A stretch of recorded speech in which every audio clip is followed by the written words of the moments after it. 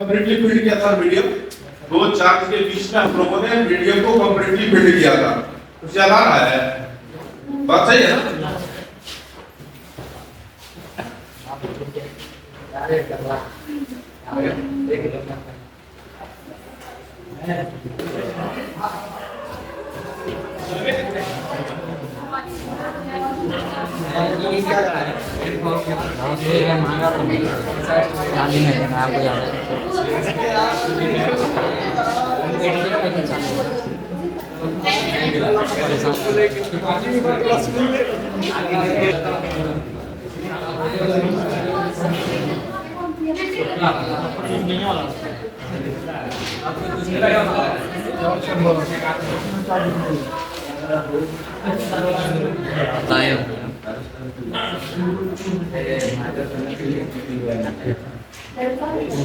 साथ लिखते चलो, साथ साथ लिखते चलो सब।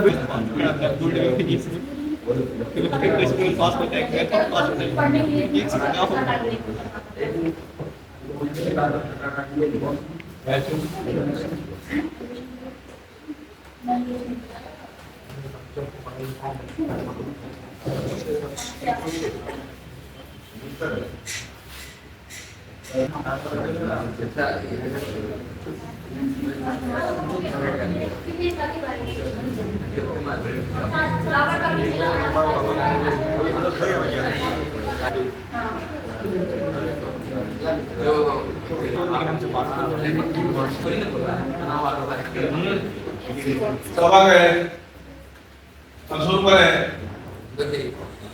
अब मामला शुरू करें। जैसा कि पिछले क्लास में हम लोगों ने चर्चा किया था, क्या किया था? अच्छा पहले लिखिए सर। हाँ लिख लो, पहले लिखिए लो।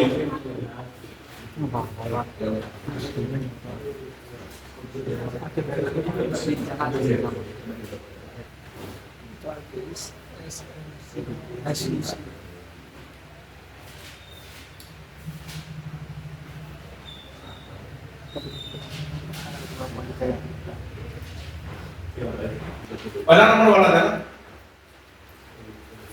सर।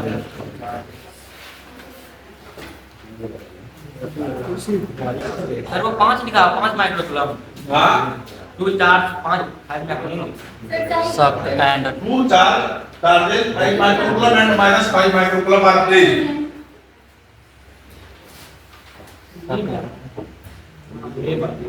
दो इसको यदि आपके बैग से इस क्वेश्चन का आंसर आपको मिल गया, हाँ सर, शानदार सैलिस में, हाँ गारंटी। शानदार। क्या है?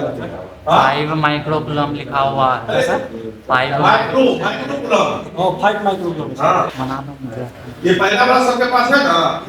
पहला वाला सबके पास है ना? ठीक।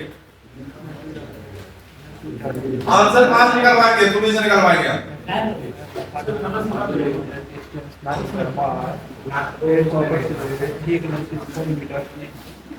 क्या आप लोग लिख लिए?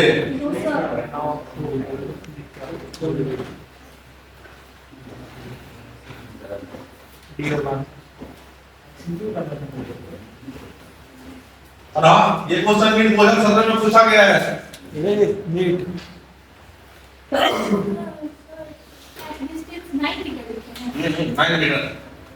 अच्छा खराब है क्या? मेरे गांव में नाइन ऐसे दिखा जाता है। ये सबके पास है ना? ये वाला निकाल के रखना सामने।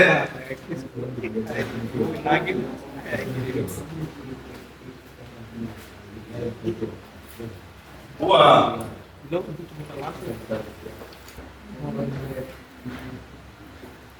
आज कोई ऐसा इसका पहला क्लास है, फर्स्ट क्लास मैंने किसी का पहला क्लास, किसी का छूटा हुआ बैकलॉग? मेरा बैकलॉग है।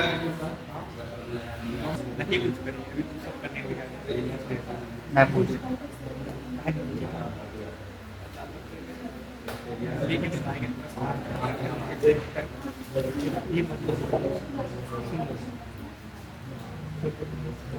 इतना लेट लगा लिखने में? हो गया पक्का? ठीक, जब लिखा हुआ होगा लिखने का टाइम दिया, लिखने का टाइम दिया कि नहीं दिए? अब कोई दिक्कत तुम लोगों को नहीं होना चाहिए। बस अब फोकस करो। पिछले क्लास में बच्चों हमने आपको ये बताया था कि यदि दो चार्ज के बीच में कंप्लीटली मीडियम फिट रहे, कंप्लीटली क्या है, कोई मीडियम रहे, तो क्या करना, वैक्यूम में फोर्स निकाल लेना, उसमें डायरेक्टली कांस्टेंट से डिवाइड कर देना, तुम्हारा मीडियम में फोर्स निकल जाएगा। बता चुके हैं ना? ये कब होगा? जब कंप्लीटली फिल्ड होगा, सिखा चुके हैं। लेकिन क्वेश्चन पूछने वाला ना तो तुम्हारा ससुर है ना मेरा दामाद, बात सही कि झूठ? वो क्या करेगा, पूरा का पूरा मीडियम को फिट नहीं किया, कहां तक फिट किया? कितना फिट किया? थोड़ा सा इतना दूर फिट कर दिया। बोलो अब बताओ क्या होगा? पूछने वाला को पाइएगा, पूछ सकता है ना? तो इसीलिए आपको हम अस्त्र दे के रखेंगे ताकि पूछ देगा तो घबराने वाली बात नहीं है। तो हमने यहाँ पर लिखा है कि टू चार्जेस, ध्यान से सुनना, if two charges are placed at a distance d, कितना डिस्टेंस पर है? दो चार्ज जो है वो d डिस्टेंस पर रखा हुआ है।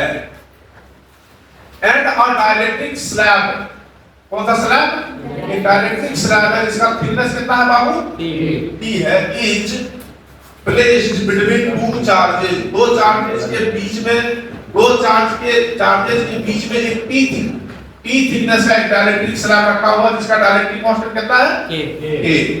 अब क्या होगा? फोर्स कंप्लीटली भरा हुआ, कंप्लीटली भरा हुआ नहीं है, बस इतना दूर ही भरा हुआ है। कितना थिकनेस?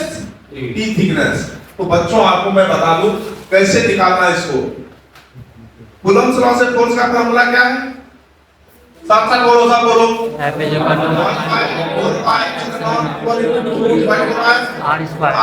कि नहीं है? क्या करना ना, R की जगह पर ये पुट करना। R निकालने के लिए, डिस्टेंस निकालने के लिए क्या पुट करेगा? d minus t plus t under root k।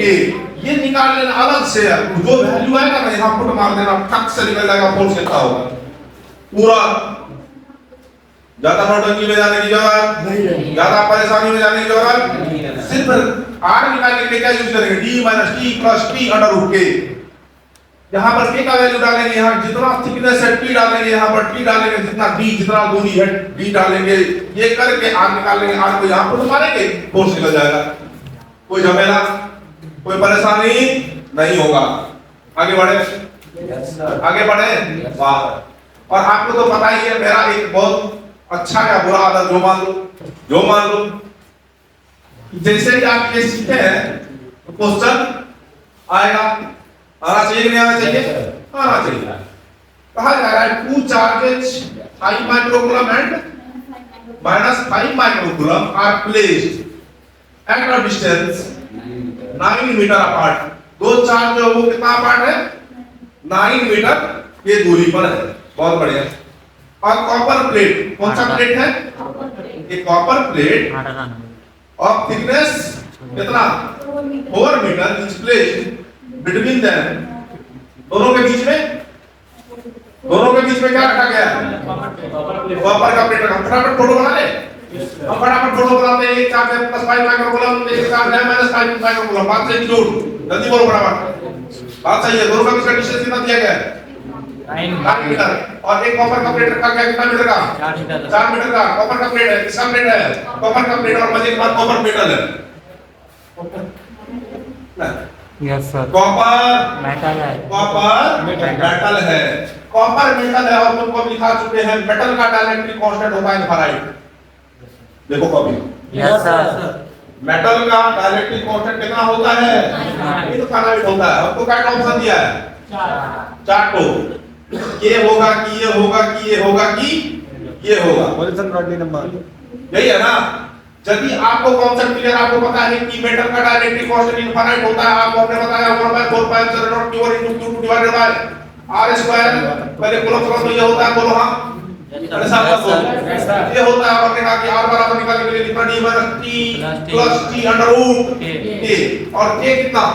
Infinite का under root infinite plus t into t infinite minus t पूरा r बराबर इनफाइनाइट। यहाँ पर r स्क्वायर इनफाइनाइट से भागा मारेंगे 0 का। पढ़ाई से भागा मारेंगे सर जीरो बोला था जीरो के क्या होगा क्या होगा जीरो जीरो होगा क्या होगा जीरो होगा।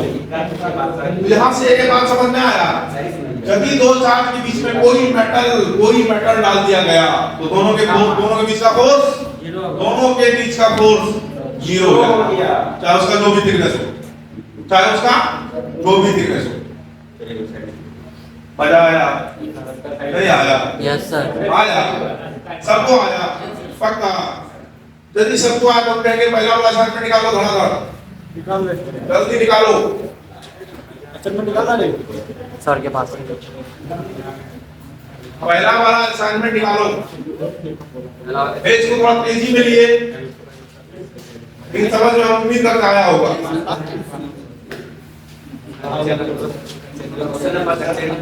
आप बता रहे बाबू, क्वेश्चन नंबर 29 क्वेश्चन का आंसर यदि दे दोगे तो बढ़िया साइंस सुनाएंगे, गारंटी कहते हैं। क्वेश्चन नंबर 29, हाँ क्वेश्चन नंबर 29, हाँ क्या होगा? जीरो होगा। बात सही है, जीरो होगा। पेन छूने की जरूरत नहीं है। अरे यार आंसर सही किया हो, सुना दे चलो सुना दे। अरे यार नाम थोड़े सुनाना है, उस लोग आंसर दिए, बड़ा खुशी हुआ।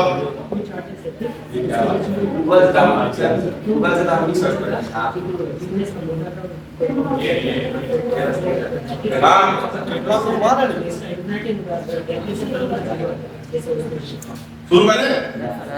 वाह करेगा ना? मजा आएगा तो बताना। फर्क होता है खुदा और फकीर में, खुदा और फकीर में। फर्क होता है किस्मत और लकीर में, किस्मत और लकीर में।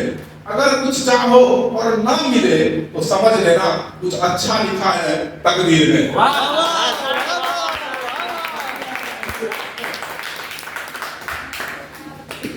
ठीक है ना? क्वेश्चन बना के बता दोगे, बढ़िया बढ़िया सुनाएंगे। यदि कुछ चाहो ना मिले तो समझ लेना कुछ अच्छा लिखा है तकदीर में। आगे बढ़े, आगे बढ़े। ये सीख गया सीख चुके हैं ये, लेकिन पूरे तकरीर सब लागी ला गया। जो समझ ले वही समझ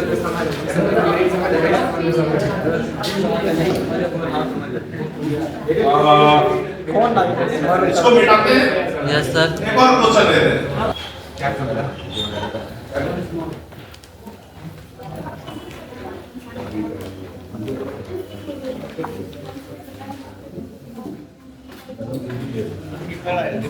और इसको आप लोग बहुत भारी समझते हैं, बहुत भारी मानते हैं। क्वेश्चन वहीं से लेंगे, क्वेश्चन हम यहीं से लेंगे। लेना चाहिए नहीं लेना चाहिए?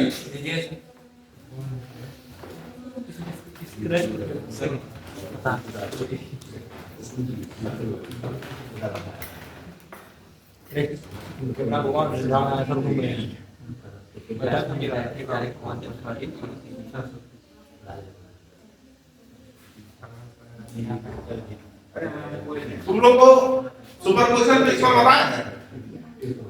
नहीं बताया। अच्छा बस देखा के मैं बात में हुआ तो एक चीज और जान लो, बिल्कुल सही करेंगे। आप सुनो, अगला टॉपिक कौन सा टॉपिक? अगला topic Coulomb's law in vector form. Coulomb's law है कौन सा फॉर्म? Vector form. हेडिंग दे दो तुम लोग भी, हेडिंग दे दो तुम लोग भी, Coulomb's law in vector form. Coulomb's law in vector form.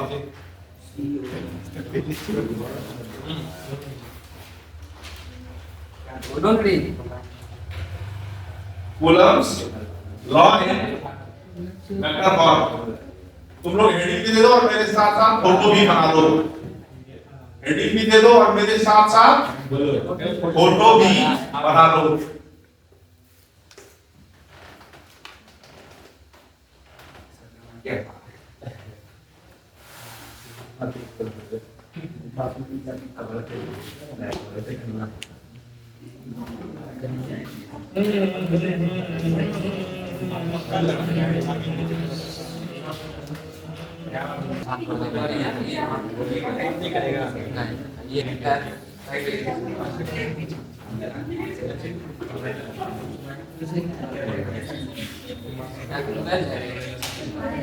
F1 to F1 मेरी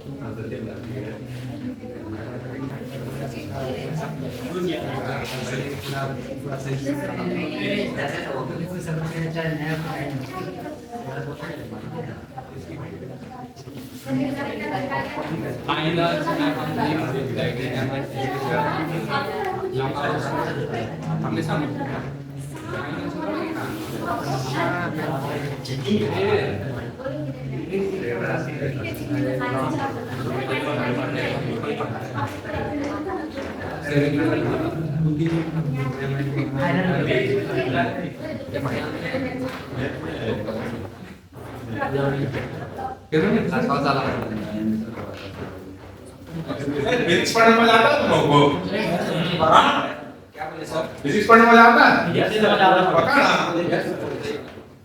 क्या? मजा आता है। पता है ना? झूठ बोलिए सच बोलिए सच बोलो। पूरा मजा आता है।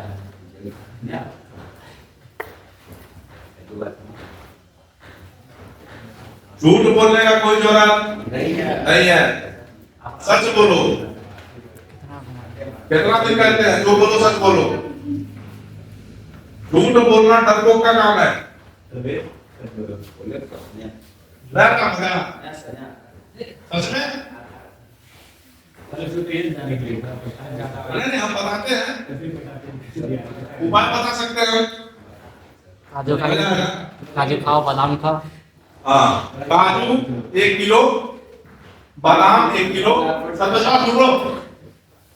काजू 1 किलो, बादाम 1 किलो और गाय का देसी गाय का दूध 2 किलो डेली। सही बताते हैं। हर सब्जेक्ट में सबसे ज्यादा स्टाइलिश सब्जेक्ट कोई है ना? फिजिक्स। मेरा फेवरेट सब्जेक्ट मैथ है। मेरा फेवरेट सब्जेक्ट मैथ्स है, लेकिन फिजिक्स हाँ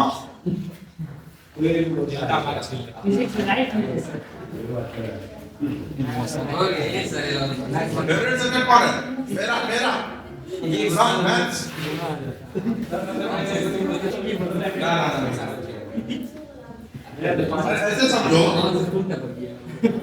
ऐसे समझो कि बिना मैथ्स का फिजिक्स नहीं होता, इसलिए हमको उसको फेवरेट बना के चलना पड़ेगा यार। लिख लिया तुम लोग? लिख लिया ना? वेक्टर में किसको किसको कहते हैं?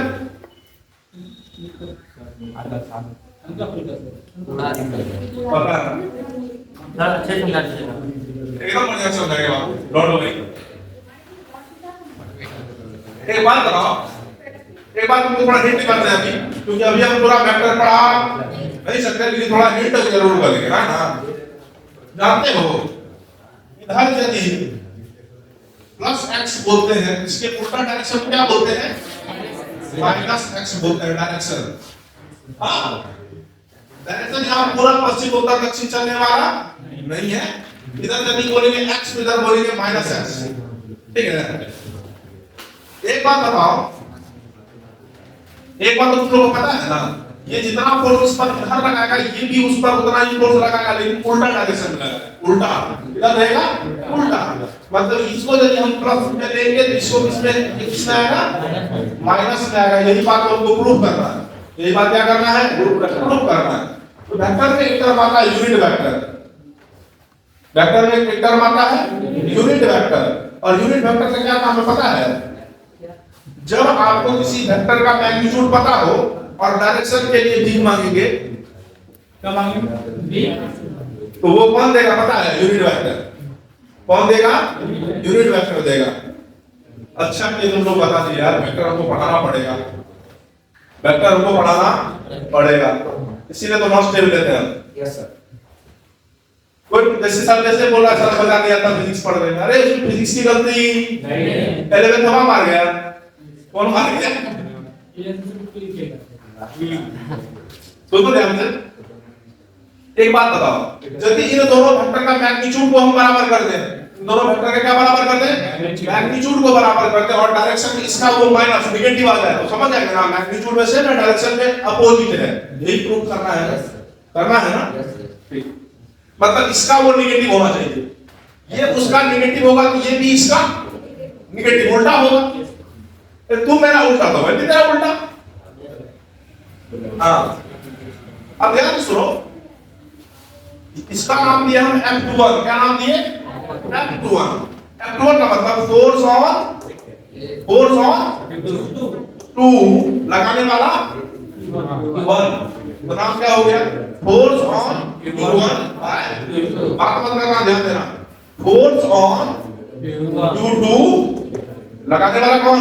तो नाम दे दिए F21। नाम क्या दिए? F21। और यहाँ पर नाम क्या दिए? F12। फोर्स ऑन 1 लगाने वाला 2। ठीक है? अब जरा ध्यान से देखना, इधर इधर हम डायरेक्शन मान लिए, क्या मान लिए? इधर डायरेक्शन मान लिए R12। नाम क्या दे दिए? R12। तेरी ओर तेरी ओर तेरी ओर हरे रब्बा। इधर नाम दे दिए R12, इधर हो जाएगा R21। Very good. R12 negative of R21 direction में, ये ऊपर में क्या बता रहा है? डायरेक्शन। क्या बता रहा है? डायरेक्शन। R12 जो है ना वो माइनस ऑफ R21 के बराबर, ये हम मान लिए। उल्टा है, तुम लोग बताओ, पंचायत को इस बात को उल्टा डायरेक्शन नहीं है।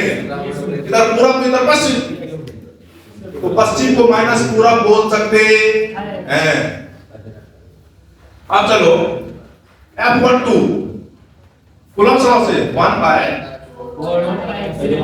q1 r²। ये तो हो गया मैग्नीट्यूड, ये क्या हो गया? और साथ में लगाना पड़ेगा डायरेक्शन। क्या लगाना पड़ेगा? डायरेक्शन। F12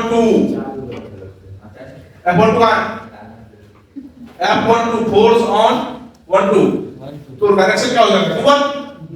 डायरेक्शन क्या हो जाएगा? 2 से 1 की ओर, तो डायरेक्शन हो गया 2 से 1 की ओर। F21 में F21 किधर है? इधर है। डायरेक्शन हो जाएगा 1 से 2 की ओर, तो डायरेक्शन हो जाएगा 1 से 2 की ओर। दोनों का मैग्नीट्यूड सेम है, इसका डायरेक्शन हो गया 2, इसका डायरेक्शन हो गया 1 2। अब एक बात तुम लोग बताओ, ईमानदारी से बताना, R12 को हम लोग क्या लिख सकते हैं? नेगेटिव 1 माइनस ऑफ वन लिख सकते हैं, लिख सकते Yes, हैं, sir. लिख सकते हैं, बहुत बढ़िया। अदर वर्ग करो, माइनस को आगे ले लें, माइनस को आगे ले लें, तो माइनस को ले लिए आगे 1/4 answer not 2 into 2 divided by r square r 2 1 और इसको मान लीजिए इक्वेशन नंबर 1, इसको मान लीजिए इक्वेशन नंबर 2। अब जरा गौर करो, माइनस को छोड़ दो, माइनस छोड़ के बाकी ये सभी देखो किसके बराबर है, f12 के बराबर है कि नहीं है? Yes, sir. तो माइनस वन को छोड़ दिए, बाकी सब जो है f12 के बराबर, तो माइनस f12 हो गया, मतलब दोनों फोर्स मैग्नीट्यूड में सेम है, डायरेक्शन में अपोजिट। इसीलिए माइनस लगा डाली। बात सही है, हम कहीं गलती न रहे। ये हो गया कूलम्ब लॉ का कौन सा फॉर्म, वेक्टर फॉर्म, कौन सा form, vector form, vector form. कौन सा फॉर्म हो गया, वेक्टर फॉर्म। रुको, इतना जल्दी कब आ जाते हैं? अगला हेडिंग,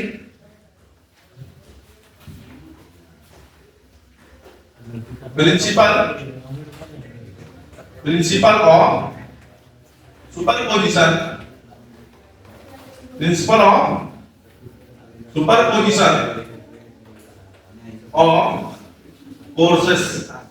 अगला हेडिंग क्या है हमारा, principle of superposition of forces. और ध्यान से सुना, ये principle of superposition of forces सिर्फ इलेक्ट्रोस्टैटिक के लिए वैलिड है ऐसा नहीं है, किसी भी चैप्टर, हर चैप्टर के लिए वैलिड है, हर चैप्टर के लिए वैलिड है। क्या नाम है, principle of forces, principle of superposition of forces. और बता दे, क्या बता दे, ये सिर्फ और सिर्फ इलेक्ट्रोस्टैटिक चैप्टर के लिए वैलिड नहीं है, हर चैप्टर में जहां फोर्स का नाम आएगा, एक से ज्यादा फोर्स का नाम आएगा, हर जगह के लिए ये वैलिड होगा ही होगा, होगा ही होगा। और यही तो हम आपको सिखाएंगे, और कब सिखाएंगे, कल सिखाएंगे। मैं कहता हूँ ये 10 मिनट है,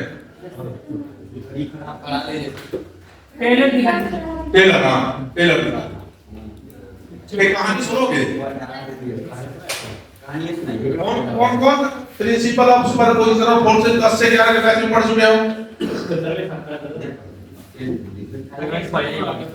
पढ़ा तो होगा, जो 10 से 11 में आया होगा बताएं। अरे चलो कोई बात, फिर से बता देने में कोई दिक्कत नहीं, तुम लोग को कैसे बताना है? अरे तुमसे आगे है वो 2-3 क्लास। हाँ सुनना, पहले तुम लोग उसके लेवल पे ले आएंगे। एक बात बताओ, हम पढ़ाने गए, मन से दिमाग से निकाल दो कि सर अभी पढ़ा रहे हैं, हम बिल्कुल भी पढ़ा नहीं रहे हैं। अब मान लो एक कोई बच्चा है, आप ही लोग में से कोई एक बच्चा है जिसको 3-4 ने मिलकर कूटा, क्या किया, कूट दिया। आओ मेरे पास,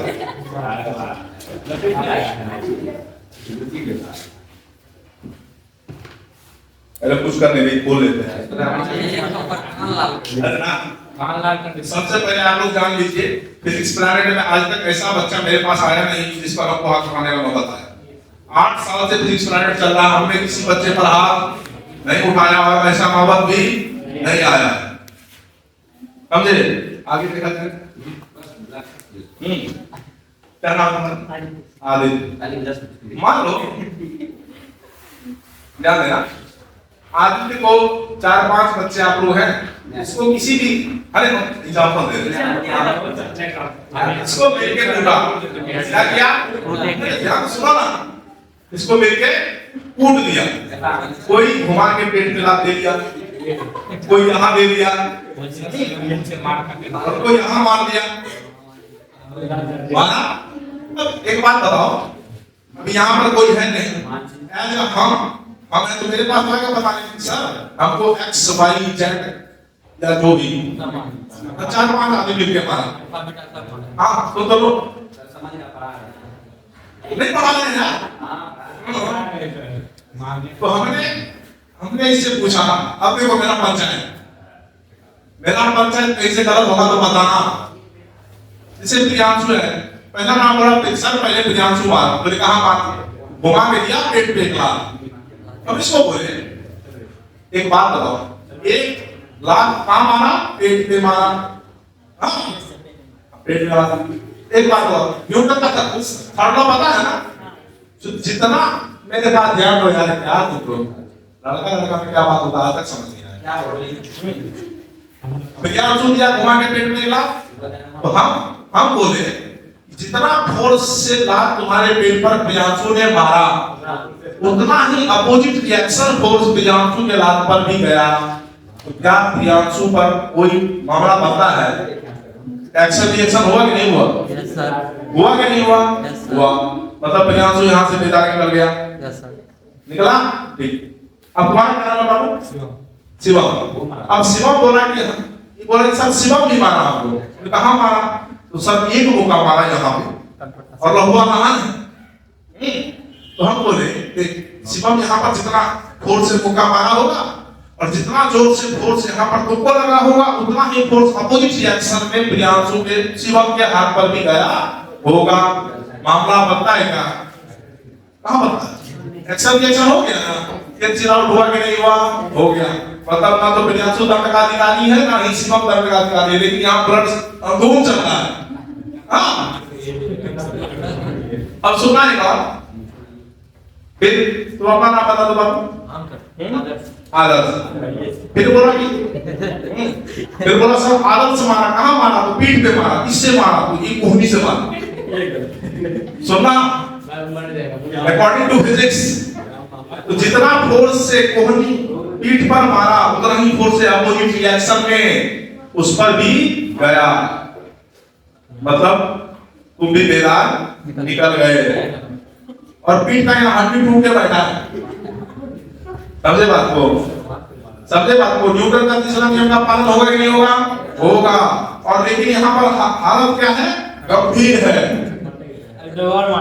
अब इससे ज्यादा का बात हम लोग कब करेंगे? कल करेंगे। सोचना क्या करना होगा यहाँ पर? क्या करना? सोचना है ना? सोचना पड़ेगा। ये समझ लाए कि आप पानी में अरे सुन तो ये सोच के बताना हमको।